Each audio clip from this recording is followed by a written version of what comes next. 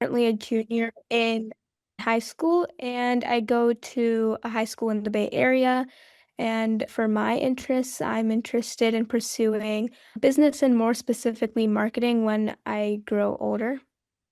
Yeah, I'm Tia. I'm also a high schooler in the Bay Area. One thing that's always interested me about business is how people turn an idea into something that turn into something over time and grows. And so we started Clear Business Boost because we noticed that there's a lot of information out there. Some owners don't really know exactly who they should trust or what to do.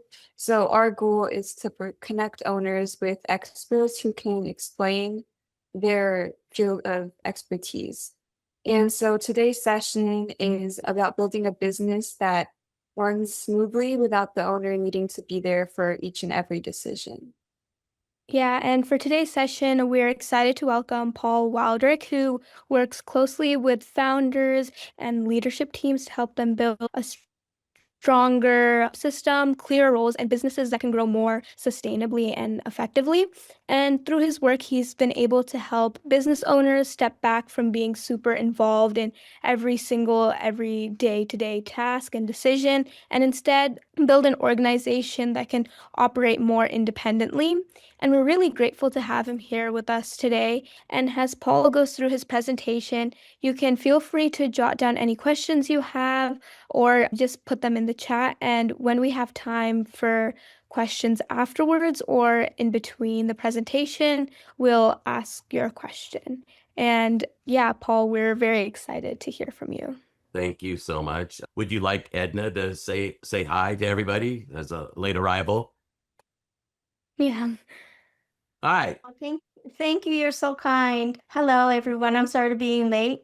And yeah, my name is Edna Castillo, and I am looking forward to your presentation. Thank you. And what's your business, Edna? I am a healing mindset coach. Nice. Yeah. Nice. My expertise is I deal with cancer patients. Well, that's not so nice, but we all need help, right? Yes, exactly. Thank you All for right. being inclusive. Thank you. Thank you. All right. So share my screen. Oh, you guys need to turn on sharing. There we go. There we go. Thank you. All right. Let me scooch around a little bit and make that a little bit smaller. All right. Okay. Thank you everyone for coming. So today we're going to be talking about getting your business to run without you. And ultimately what that means, if your business runs without you, is you end up having some freedom. So to start with, what I want to talk about is tell you a little bit about myself. So I'm a certified business coach and a value builder advisor. The certified business coach part is just helping people get their business run without them and make more money and be more profitable. The value builder part is about building a business that is an asset so that when you decide you want to be done with the business, whether it's because you're tired of it and want to do something different, you have an avenue to do that. So I'm a certified business coach and value builder. I spent my first 15 years of business as a salesperson. I spent 25 years as CEO and running companies. And so I've spent a lot of time in high-tech hardware, software, and services. I started and ran an environmental engineering and consulting company. I've been in direct sales, distribution, channel sales. I've been a salesperson, sales manager, VP of sales and marketing. I've been a CEO, COO, EIEIO, all of the O's. And so I have a pretty good background on where things are going. And as a serial entrepreneur, I started my first company when I was 10 years old. It was called PNC Pyrotechnics. So it was a fireworks company where we were both a manufacturer of fireworks as well as a reseller of fireworks. But the most fun company is I started a new Frisbee company that was called the Spin Jammer. The fastest growth company went from my garage to a $50 million valuation in 6 years. The most profit increased, I helped a client add 3.2 million in profit in 15 months.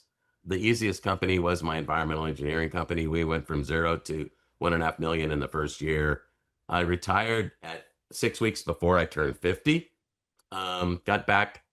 At that time, my wife's dad came and lived with us. And when he passed away at 93, I figured, well, I can't be doing nothing for the next 40 years. So I started coaching. Since then, I've purchased 4 companies, and if that wasn't enough, I decided to write a book. So this is my book. It came out January 15th. It's called The Second 40. It's about having a more meaningful life in the second half of your life, but also it's about using the time that you have to build the best company that you can. That's a QR code. I'll have it later in there, but it actually turned out to be since January 15th, it's turned out to be pretty good. Number 1 in starting a small business, number 2 in business and investing, number 2 in business development and entrepreneurial books, number 3 in small business. And so, I'm way down at number 6 in entrepreneurship. So it's been a lot of fun and a fun journey. I think you guys would like the book. Anyone that has run a business or anyone that's thinking about running a business would be great. So when it comes to our business, we need to think about that. Is our business driving us, or are we driving the business? And what the question that we would be asking is, do we actually own a business, or do we actually build ourselves a job, or do we really own a job? And part of that is because we're working in the business. We're a lot more tactical than we should be, rather than working on the business and becoming strategic. And sometimes we've even forgotten what our goals were when we started in business. So how do we know? Well, we're working in the business if our business will not survive if we're gone, right? If we spend too much time and we're working with our team, we're also working with our customers, we're also working with the business. That's another indicator. If we're the only one in the company that can provide the quality customer service that our customers are expecting, and we don't have individuals to delegate all of our tactical work to. So what that means is we have deadlines, we have deliverables that we have to adhere to, rather than being able to be a lot more strategic. So what a lot of people say is yeah, but I'm too busy to work on my business. Well, so now's your chance to start thinking differently and start thinking about what I could do to work on my business. So our definition of a successful business is a commercial profitable enterprise that works without you. And the reason that makes all the difference is because it's very likely that if you've grown your business to work without you, then you have enough time and enough money to do whatever you want, whenever you want. And when you get to that place, not only is your business more fun and more profitable, but it's also more valuable. So the other part of the puzzle is, how do we look at company value? If you go to my website, provengain.com, there is a free assessment. I'm more than happy to walk you through. If you fill that out, it'll tell you a lot of things about what you can think about in your business. I would walk you through that for free. But the drivers of business value are, in the first case, is of course the financial aspects of it. Is the business have the financials that you need? Is the business growing the way it should be growing? What about your dependence on any one employee or any one customer or any one vendor? Are you too dependent? How do you collect money? Do you collect money in advance? Do you collect money in arrears? Do you wait 30 days? Do you wait till the end of the year? How do you collect money? That's an important factor. What makes you different than all the other businesses on the market? What is your unique selling proposition? How do your customers feel about you? What is your net promoter score? If you don't know what net promoter score is, that's fine. A lot of people don't. But if you'd like to know, just send me an email and I'll walk you through it and help you figure out those things. And then we have, does your business have recurring revenue? That is a big factor in the value of the business. And what we're here to talk about primarily today is what's called hub and spoke. And hub and spoke is you as the owner are at the center of everything, and everything has to kind of come through you. So if we look at that hub and spoke, you do everything. What are some of the factors of that? The assessment will give you some kind of scoring. We can talk about that later. But the idea is who do you have as your management team? Who's running the things for you? What is our personal relationship with the customers that come in? Are they always looking to us? who does the selling? Who creates the revenue?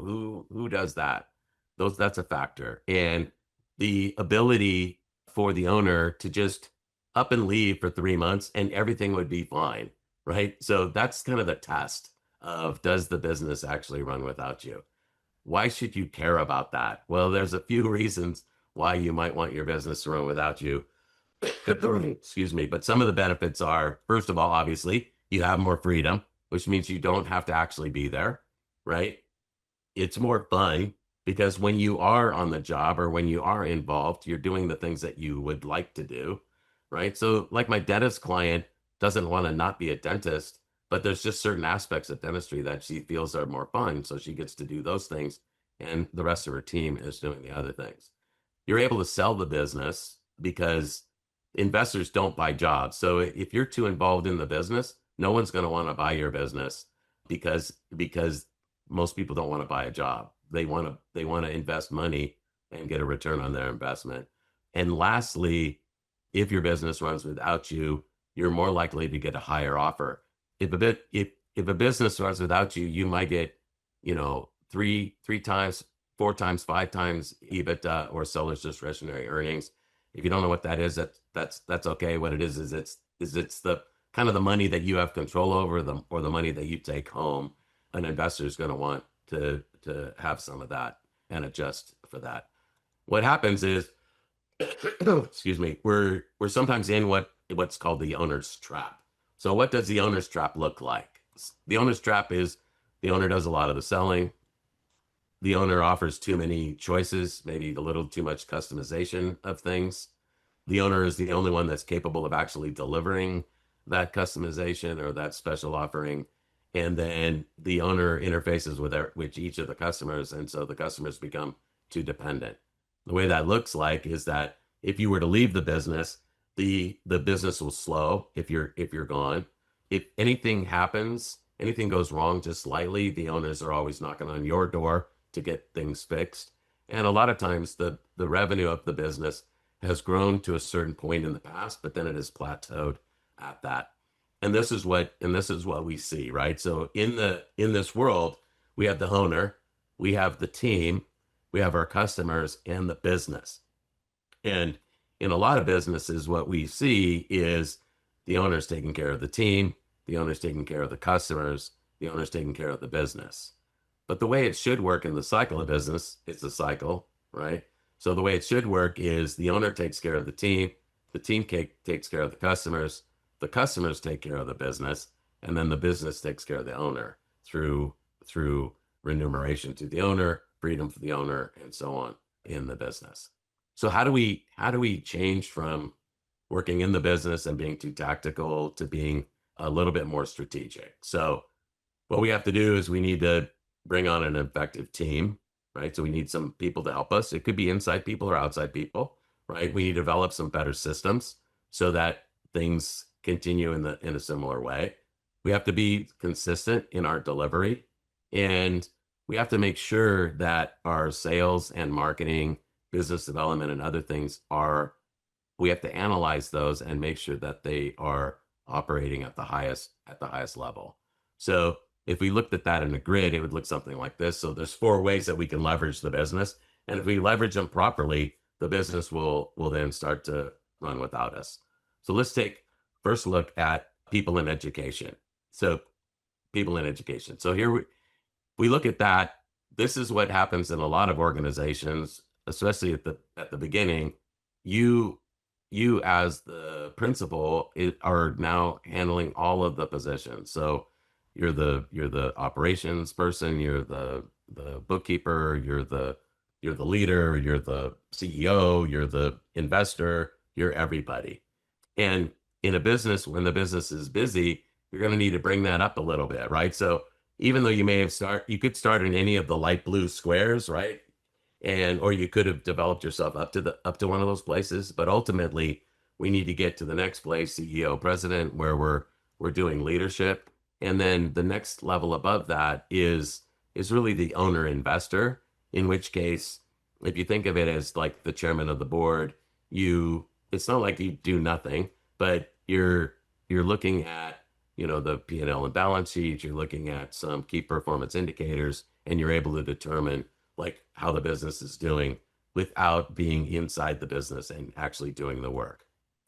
So there's all kinds of systems in a business, right? So who is responsible for each of those things? So there could be people responsible, you're in finance, management, delivery, sales, marketing, branding. There's all kinds of outcroppings at each of those things. I usually say that every business owner has about 6,000 things that they could be doing. But what we have to do is we have to determine what are the next few things that need to be done. And then once we know the right way to do them, then what we want to do after that is we want to systemize those things. So we document and automate these parts of your business, create the system for it where we're not doing routine things, over and over again differently.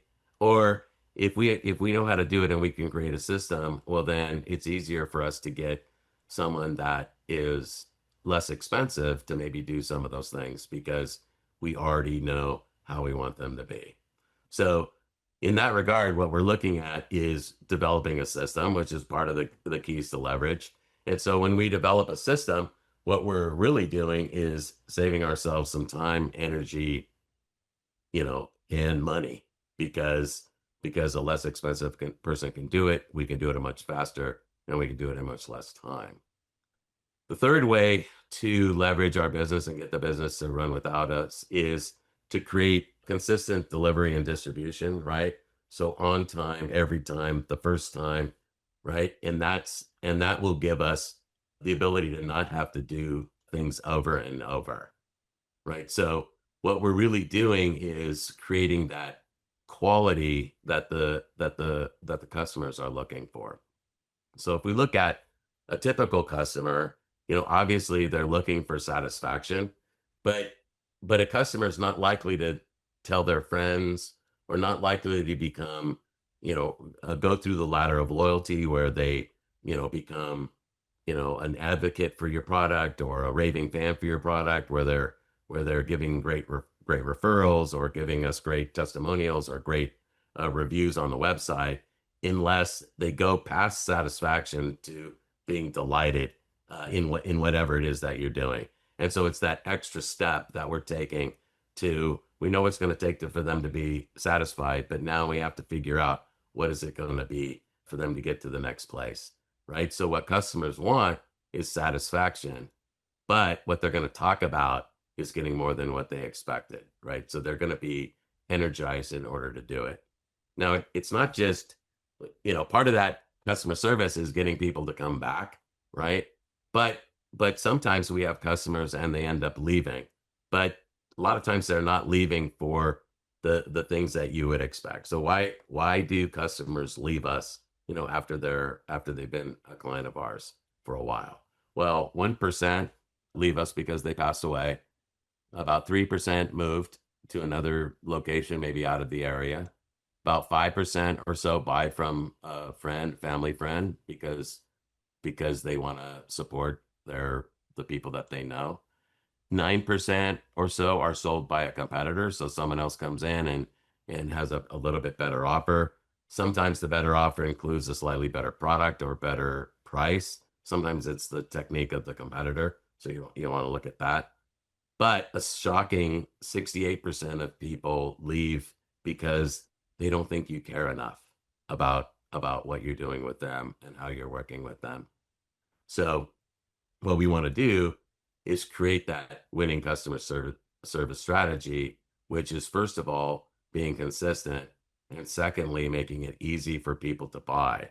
And when we're consistent and we've figured out how to make it easy for people to buy, what we've actually created is a bit of a wow factor, right? So we had a client where, and it was a pizza restaurant, and on one week you would go in and have a pizza and it would look one way, and a different week you'd go in and order the same pizza and it would be completely different, right? So then people don't know what to trust. They can't tell their friends, oh, this is the greatest pizza I've ever had, or whatever.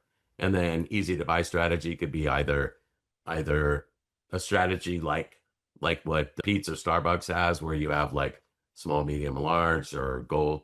You run across strategies with bronze, silver, gold, where it's easy for people to make a decision, and and then on top of that, what is going to give them that excitement about what you're doing. So when it comes to consistency, we want to figure out how do we increase and be more consistent in our business where we're offering the same thing to everyone. And then we also want to make sure that we've made it easy to buy. So if they need to come in, if they need to use the web, if they need to be on their phone, whatever makes it easy for them to buy, if we can make the decision easier, then that's gonna do that. And what we want to do is make this easier in our business. What can we do to make it easier for our customers to be able to buy? And what can you do to give your business that wow factor, right? So we want to be able to figure out how do we add a little bit of pizzazz, right? So we're not the same as everyone else, and we're able to do that. So with one of my clients, part of their strategy is, we have ice cream, right? So when she's talking about her business, she says we have ice cream, and they have cappuccinos and ice cream, right? So it's like when somebody comes in, it's like they're surprised. Not for many people have that. I had a client once, and he actually in the summer had watermelon. So it's like someone who would walk in and they'd say, "Hey, would you like a slice of watermelon?" Totally surprise them. But what we want to do is figure out how do we make our delivery and distribution that much better so that people keep coming back. Fourth thing is we want to look at measuring the results, right? So, we have to have good people. We need to make sure they're trained. We have to have good systems and technology. We need to have the right delivery structure and good distribution and make it easy, make it efficient, right? But when we're working on it, we also need to test and measure the results that we're getting, right? So know your numbers. What are we spending on marketing? What happens to marketing? What are our key performance indicators, and how do we do that? One of the things that comes to mind a lot of times is how people view marketing in general, sales and marketing in general, right? So a lot of businesses think that having salespeople or doing marketing is an expense that you have. And if you aren't testing and measuring, it could very well be an expense, and it could be a very expensive expense. I've had clients that said, I ran this ad in the magazine one time and I didn't get any clients. And so I stopped. Well, that's not how magazine advertising works. So you probably wouldn't get any, if you continue with that strategy. Or, a networking, I went to a networking meeting a couple of times and I didn't get new clients, so I stopped going. Well, that's not how word of mouth works. That's not how network marketing works. That's not how building relationships work. So if you're doing a strategy that doesn't work, well, then very much that would be an expense. But really, sales and marketing is really an investment, right? So as an investment, you expect to put money in, but if you test and measure, for every dollar in, you get more dollars out. So if you look at it this way, it's like you put $1 in and you got paid $10. How fast would you be adding dollars, right? So I put $1 in, thanks for the 10. Put another $1 in, thanks for the 10. Put $100 in, thanks for the $1,000. Put $1,000 in, thanks for the $10,000, right? If you have a tested and measured process, then that will help you be able to use sales and marketing as an investment rather than an expense. So let's do a quick review. I think we're pretty much on time, a little bit fast, but I talk fast sometimes, especially in the evening. So review the business, the business that's running you. So now how do we have the business that's running us? So we do all the work. We talk to all the customers. We handle all the customer service. We manage the team. We track the cash. We pay the bills. We go to the bank and make the deposits. We write all the reports. We do the selling. We write the marketing materials. We order supplies. We do all of those tactical things. And what we need to consider is all of those more strategic things. So planning for the future, hiring a team, having a great group of team members, right? Leading the team properly and coaching them so that they're so much better, coaching those key employees, envisioning and focusing on the vision for the company, making sure you're staying on track, building great relationships, monitor what's going on. What are the statistics that are key performance indicators that we're tracking in order to make sure that we're following our own guidelines, right? And identifying and expanding niches that may be out there in the marketplace that we've forgotten about, or add-ons or cross-selling, things that would be available, creates a sustainability in your business. And if you want your business to continue beyond you or into the next generation, you're building a legacy. So all of this is to say that now it's time to really get into action.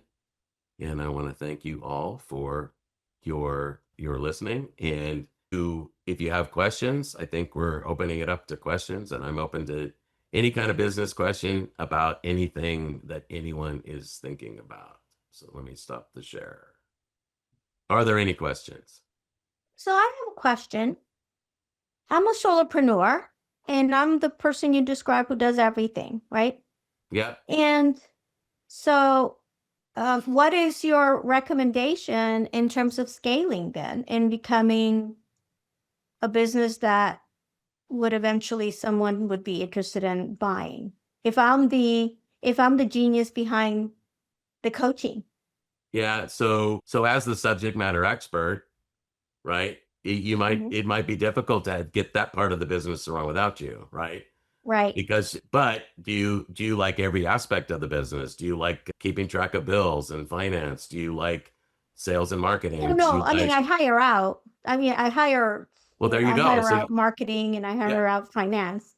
Those are the two. There are some things that you're doing there, right? Right. But so there's the other ways that you could get the business to run without you would be to turn your coaching program into a training program and teach someone how to facilitate training, right?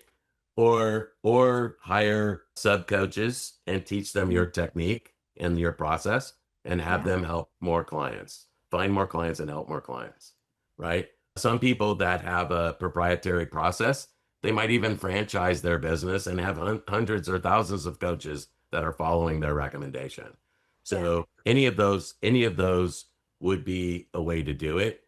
If you maintain yourself as the sole subject matter expert and don't want to teach anyone else how to do it, then you're pretty much stuck doing it. Yeah. Awesome. Yeah. Right. Thank you very much. Of course. Yeah, I ran several training companies over my lifetime. And so when I became a coach, I was thinking, I don't want to run a training company. But truly, if I want my coaching expertise to be over more people, I run out of at 25 people, I run out of 25 businesses, I run out of time, right? And so it's not just expertise, it's also time that you run out of if you're doing everything. Any other questions? Love, you have anything come to mind?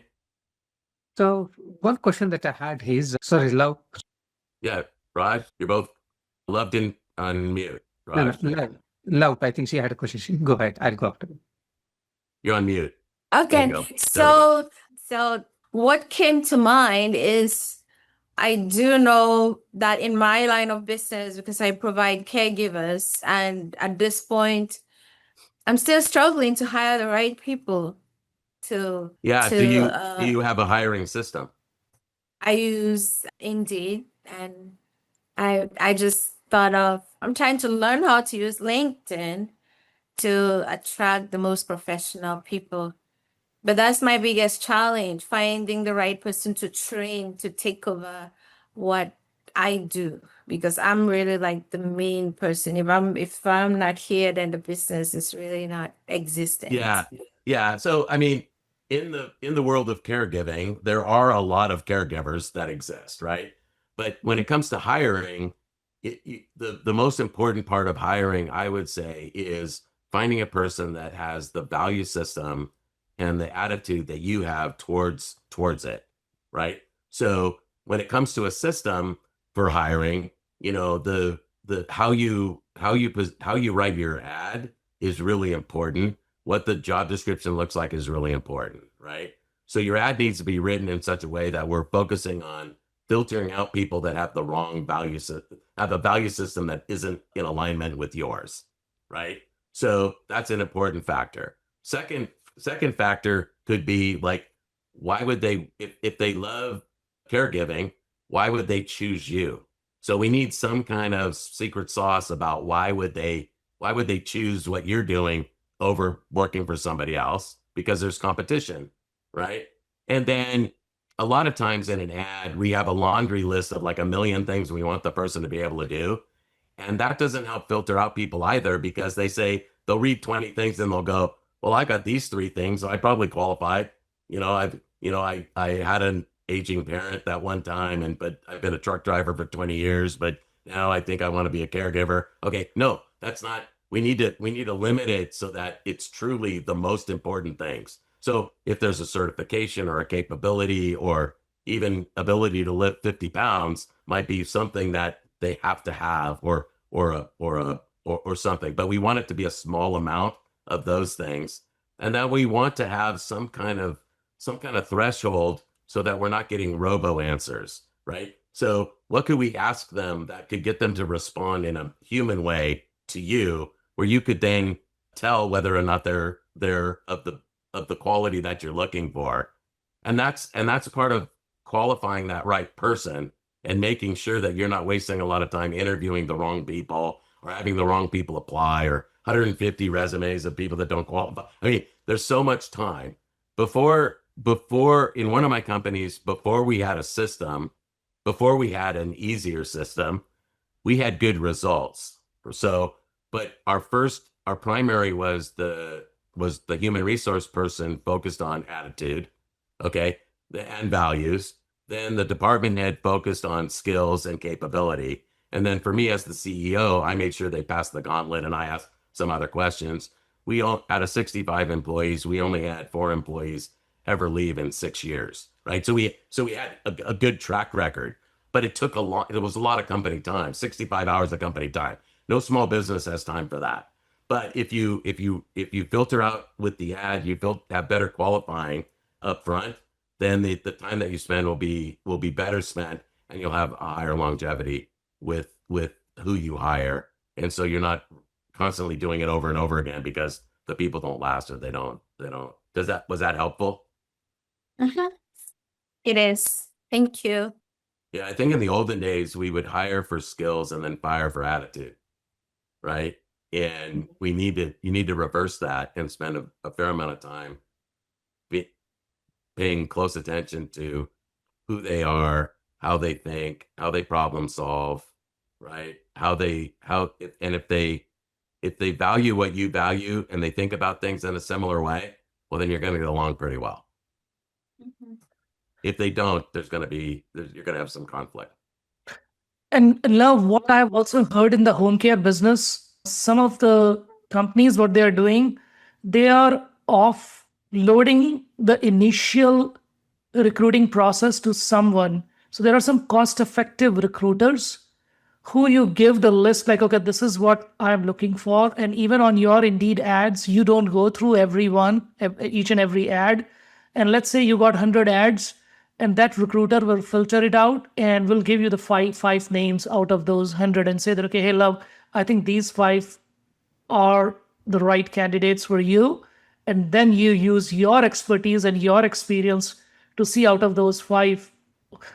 And if you're short on caregivers, you may hire all the 5 at that time because you are just under pressure. But then you list, okay, out of those 5, 1, 2, 3, these are the ones I would like to really keep. And the 4th and 5th, let me look for a replacement. And so then you tell your recruiter, I am hiring right now all the 5 because I need 5 people, but I know this 4th and 5th can be long-term. They can ditch me. They can give me trouble down the line based on my experience. I have that gut feeling. We can try it out, but I need replacement for 4th and 5th. Yeah. That's what I need to do, because I put ads out there and I spend hours and days and weeks interviewing, especially for the admin position. then I end up with someone who can only work 8 hours a week. And then I still have to end up being in the office doing almost everything. For the caregivers, they refer their friends to me, but I need an admin person that can commit to at least part-time 20 hours a week in Brentwood. So Love, something that popped to my mind is our friend Wade had the same issue, mhm. and he actually had great success in hiring a really effective person. You might want to ask him what he did, because I know he got a load of good resumes. He was telling me that he got some really good candidates. Okay, I'm gonna ask him tomorrow.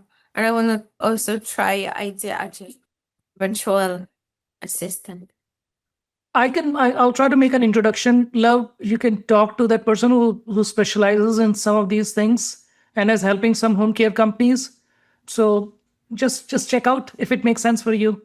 I do. I need that. Okay, I'll make an email introduction. Yeah. Okay. Thank you. Any other questions? So Paul, I had a question. Sure. So now we are in the AI world, right? So there is a lot of talk about AI agents doing some of the work that people used to do, right? There are businesses, of course, where agents cannot take over the job. For example, in health, like in home care, it might be difficult to get all the work done through agents, for example. But also at the same time, I hear talks about very soon, maybe 5 years from now, there'll be one person, $1 billion companies.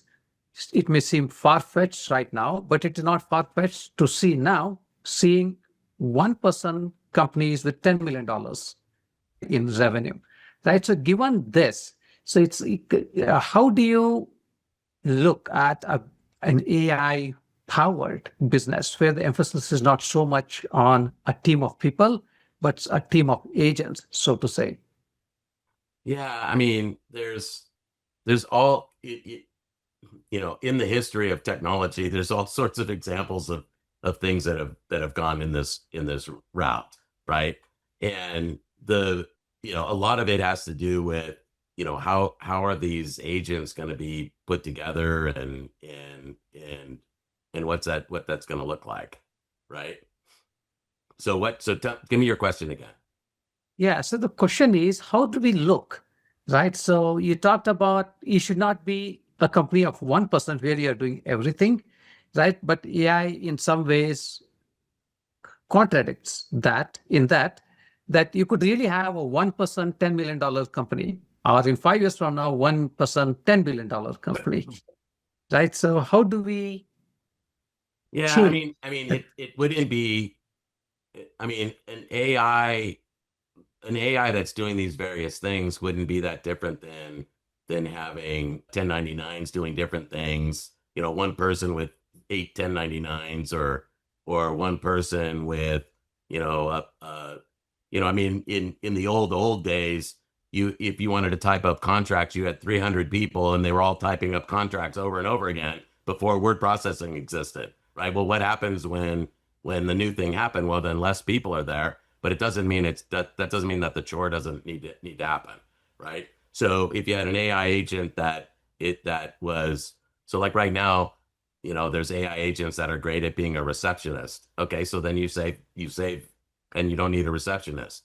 Right now, I'm in the process of working with a technology company, and I can't get anyone to help me just give them more money. I want to upgrade my service, and I want to give them more money. And AI keeps putting me in a circle, right? And so there's going to be a lot of those kinds of things that are happening where it's consolidating or rolling up or things like that.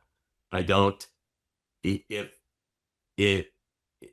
somebody were to acquire the business, right, it would be like, what if you had a e-commerce business that is generating $10 million, right, in revenue, right? Well, the website is doing all the work, right? We had a learning business where we had the learning management system was doing all the work, right?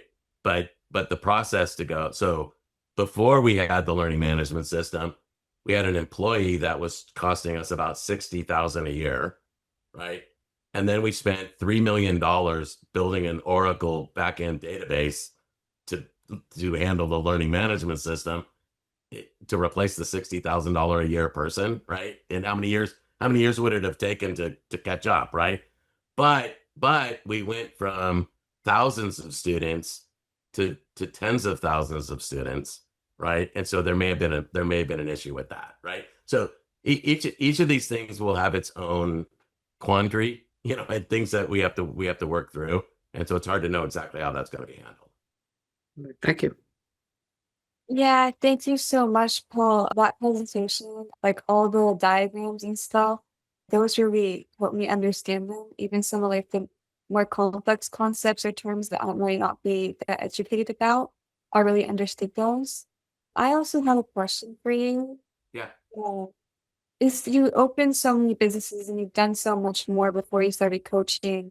Is there a lesson or like a particular moment that happened during that time that still shapes how you like advise founders today?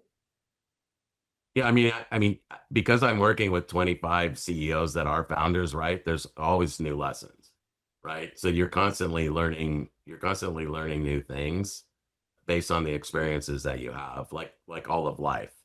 And, sometimes you can take those lessons and make good with them, and sometimes you just forget those lessons and you don't learn from it, right? Like every life experience. We used to tell our kids smart animals learn, right? So it's like, if you keep making the same mistake over and over again, then that's not good. But if you take the lessons that you learn and are able to be that much better the next time, then you're there. A lot of folks, they just want to experiment, with it and trial and error and hope that they get through. But it makes sense to talk to people that have been there and done that and see if they can give you some help. I mean, a baseline for a beginning entrepreneur would be, my book is a pretty good baseline for a lot of those things. And so there's a lot of lessons that you can learn just from reading. But in a lot of cases, when it comes to running a business, it's like you can't read a book on even like Excel and then know how to run it. You have to get into it and do it. Right. And that's what makes all the difference is getting in there and experiencing it. And then I think Edna raised her hand. I'm actually curious about what do you think is a mindset entrepreneur? The right mindset an entrepreneur should have. So that's sort of the theme of my next book. So, but there isn't really a right mindset, I don't think, because we come to it with what we have, right? So why, a lot of times we'll talk to entrepreneurs and they, why do I do this? Well, I do this for my family, or I do this for this, or I do this for that. But it's deeper than that, as you probably found out. So, our identity is based on our belief systems and how we've been brought up and what we've learned and what we've studied and the experiences that we've had. And our identity is just one of the factors. What is our purpose? Where, maybe, our religious background or other things may have developed the what we feel is our purpose in life and where we want to go. I think a big factor in why in our mindset and why we do what we do could be your curiosity. So I'm a very curious person. I like to experiment with things and find out things and learn new things. Even when I was retired, I took 37 college courses on all kinds of crazy things that just because I didn't know I didn't know enough about it. Right. And so I'm just curious. And a lot of people, why they do things is because of that. I think another aspect is your contribution, right? So what is the contribution that you want to have? What's the legacy that you're looking for in your future? And lastly, we've developed some kind of momentum, right? We've gone down this road. We've always done it this way. We're heading down this area. And sometimes it's hard for us to change directions just because we've gone down, we're heading down this path. But as you study that and as you think about that, then those adjustments can be made and you can really start to understand, what is the mindset that you need to have for what you're doing that'll work best for you. And then by knowing what it is, then you can make adjustments to it. Okay. Does that make sense? Thank you. Yeah. I was just curious what your thoughts were, because I definitely think that it has to be, number one, a growth mindset, willing to learn all the time. Yeah. Yeah. But I think more than that, it also needs to be a person that's open to experimenting and failing. Yeah, And the curious person, right?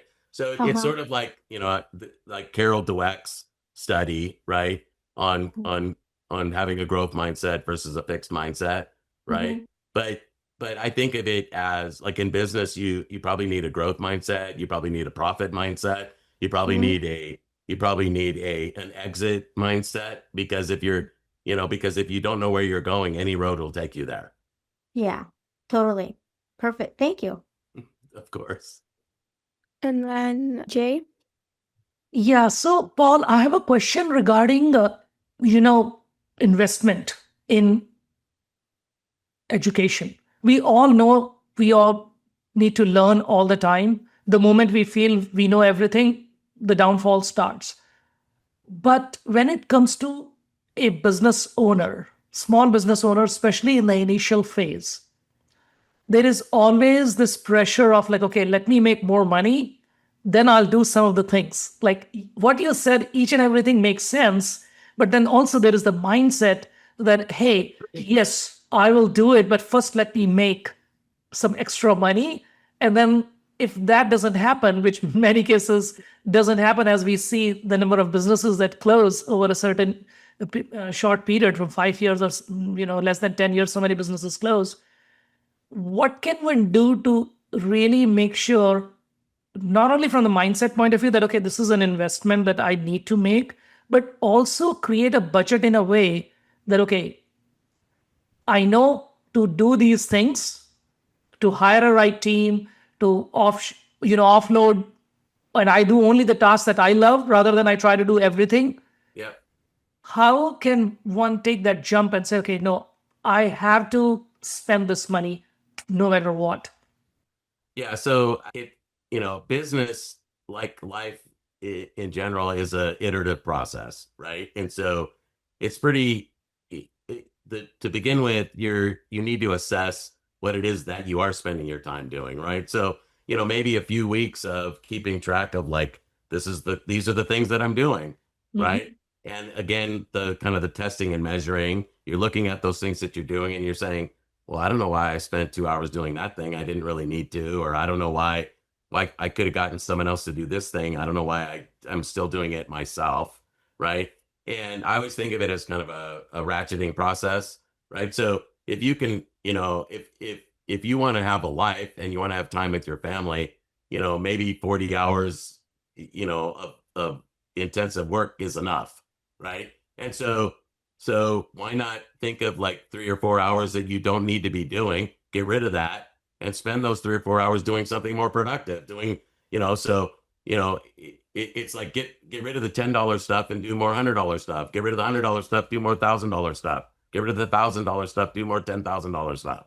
Right? I had a client where he had worked at the company for about 20 years before he bought it, and so he'd done everything. He swept the floor. It was a sign company. He had swept the floors. He had done the design. He's run the machines and everything like that. But he paid someone $20 to run the machines.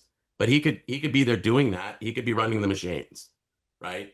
But when we were talking, and he's talking about one of his clients, it was a school district. They did a monument sign, and I said, like, well, so how long did it take you to do that? How much profit was there, or whatever? He said it was $10,000. There was about $5,000 in profit. And how long did it take? It took him 3 hours. Okay, so for those 3 hours, he's earning $16.66 an hour, right? So in those 3 hours, he's telling the universe that he wants to earn 3.2 million, right? Or he could be sweeping the floor at $20 an hour, right? And he's telling the universe he wants to make $40, 40,000 a year, right? You could take and work 60 hours or 80 hours, and then you'd make a little bit more, but why not concentrate on that $1,666 an hour stuff, right? And head towards the 3.2 million rather than the 40,000, right? Yeah. We all have 86,000 seconds a day or so, right? And we either waste them or we either use them properly or we waste them. If those 86,000 seconds was money and you were wasting $86,000 a day, you'd probably be more attuned to like, oh, I better not be spending my time on that, because time in that regard is money, right? Yeah. We should be doing something different. We should be something better with our time. So starts with figuring out what you're doing and eliminating a few things. Focus on the things that are more productive, right? And then keep doing it, right? Get rid of a few more things, focus on things that are more productive. It's hard because we think I need to hire a full-time employee. It's going to cost me $40,000 a year. I don't know if I want to do that. Well, I'm talking about, let's do 4 hours, right? So even if it's 4 hours, right, it's $100 a week. It's $400 a month. It's $5,000 a year, right? We probably can afford that. But you take the 4 hours that you're wasting and doing something that is unproductive, and you're spending it on doing something that's more productive. And you just keep doing it until you get the life that you want. Makes sense. Thank you. Yeah, thank you so much, Paul. I think we're getting close to our end time, but I wanted to ask one last, I guess, a little bit more vague and like a question, which was like hypothetically, if a founder only had 30 minutes this week to make a change on how they would improve how their business runs, what change would you suggest that they focus on with just like 30 minutes? So, I mean, every business is different, and what that business needs would be different, right? So, in speaking with the client today, her most important thing right now was client acquisition, right? So her 30 minutes a day would be spent on client acquisition, which the lowest hanging fruit is people that already know you, like you, and trust you, that have referrals, that want to do more business with you, that want to do some other stuff. So that's a client acquisition answer. But also, most people spend a lot of time doing non-productive things. So if they spent some time actually looking at what they're doing and measuring whether or not it was productive or not, it could make sense, right? So, sometimes people have notions about what they think is going to work, but then they do it for years and it never did anything, and then they finally come to the realization that it didn't do anything, and then they stop. But if they spent 30 minutes thinking about those things a little bit more, then they could stop them faster. Yeah, that makes sense. I feel like time management in general, not just for running a business, but staying organized in like day-to-day activities as well. Yeah, I mean, the lowest thing, the early things are, like what's your destination? Where do you want to take this thing? Right? How do you master time? How do you master money? Right? How do you master, your delivery? That's usually the early things that need mastery, right? But as a business matures, there are so many other things. Yeah, if no one has any more questions, first of all, Paul, I'd like to thank you again for sharing your expertise with us today. And I'd also like to thank everyone who joined. We know how busy business owners are, so we appreciate you taking some time with us. And we'll be sharing a recap of today's session along with Paul's website and contact info on our website. And you'll also receive our follow-up email with a quick survey. So thank you again, everyone, for joining us. We hope you're leaving with some good ideas, and have a great rest of your day. Thank you, Tia. Right. Thank you so much, Paul. Thank you, Tia. Thank you. Thanks. Thank